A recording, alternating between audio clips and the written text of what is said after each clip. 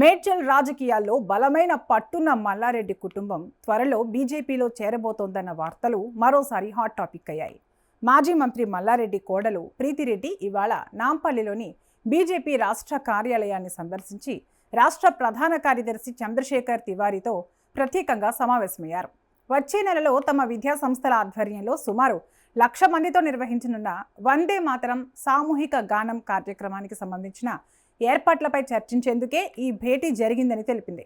అయితే రాజకీయంగా బీజేపీలో తీసుకుంటున్నారన్న చర్చ కూడా నడుస్తోంది.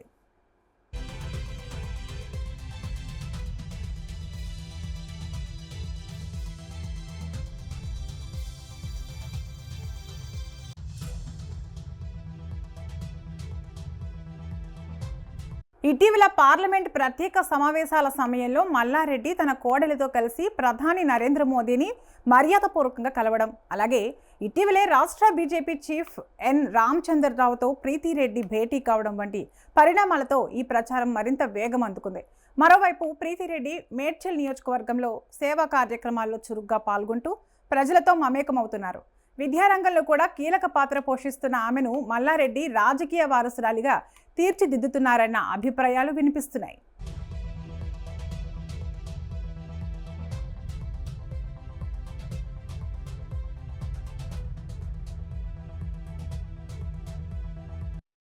అయితే ఈ ఊహాగానాలపై స్పందించిన ప్రీతిరెడ్డి బీజేపీ నాయకులతో భేటీ పూర్తిగా విద్యాసంస్థలకు సంబంధించిన కార్యక్రమాల కోసమేనని స్పష్టం చేశారు. త్వరలో తమ సంస్థల ఆధ్వర్యంలో మల్లారెడ్డి ఏఐ డిజిటల్ యూనివర్సిటీ ప్రారంభించనున్నట్లు తెలిపారు. ఈ కార్యక్రమానికి ప్రధాని నరేంద్ర మోదీని ఆహ్వానించామని, ఆయన రాకపై తేదీ ఇంకా ఖరారు కాలేదని చెప్పారు.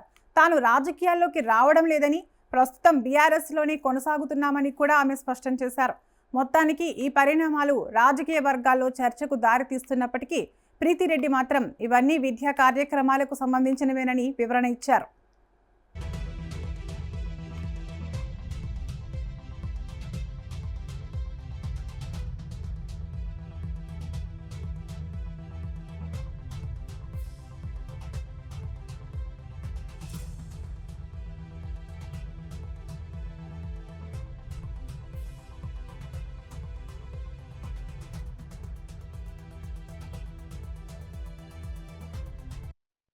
మల్లారెడ్డి కుమారుడు భద్రారెడ్డి భార్య అయిన ప్రీతిరెడ్డి గత కొంతకాలంగా మేడ్చల్ నియోజకవర్గ పరిధిలో చురుగ్గా తిరుగుతూ ప్రజలతో మమేకమవుతున్నారు.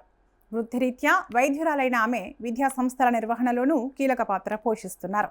మల్లారెడ్డి వయసు రీత్యా రాజకీయాలకు దూరం అవ్వాలని భావిస్తుండటంతో తన వారసురాలిగా కోడలిని రాజకీయ అరంగేట్రానికి స్కెచ్ వేస్తున్నారు. ఇప్పటికే ప్రీతిరెడ్డి నియోజకవర్గంలోని పలు సేవా కార్యక్రమాల్లో పాల్గొంటూ ప్రజలకు చేరువయ్యే ప్రయత్నం చేస్తున్నారు. ఆమె తన మాట తీరుతో ప్రజలను ఆకట్టుకుంటూ రాజకీయ నాయకురాలిగా ఉండాల్సిన లక్షణాలను ప్రదర్శిస్తున్నారు.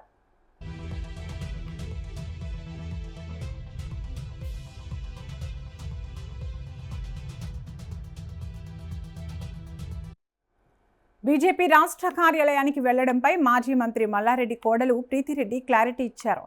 బీజేపీలో చేరతారంటూ మీడియాలో వస్తున్న ఊహాగానాలకు ఆమె తెరదించారు. బీజేపీ రాష్ట్ర ప్రధాన కార్యదర్శి చంద్రశేఖర్ తివారీతో భేటీ అనంతరం ఆమె మీడియాతో మాట్లాడుతూ తాను రాజకీయ కారణాలతో కాకుండా కేవలం విద్యా సంబంధిత కార్యక్రమాల కోసమే బీజేపీ నేతలను కలిశానని ఆమె స్పష్టం చేశారు. త్వరలో తమ విద్యా సంస్థల ద్వారా ప్రతిష్టాత్మకమైన మల్లారెడ్డి ఏఐ డిజిటల్ యూనివర్సిటీని ప్రారంభిస్తున్నట్లుగా ప్రకటించారు. డిజిటల్ విద్యను ప్రోత్సహించడమే తన ప్రధాన లక్ష్యమని తెలిపారు.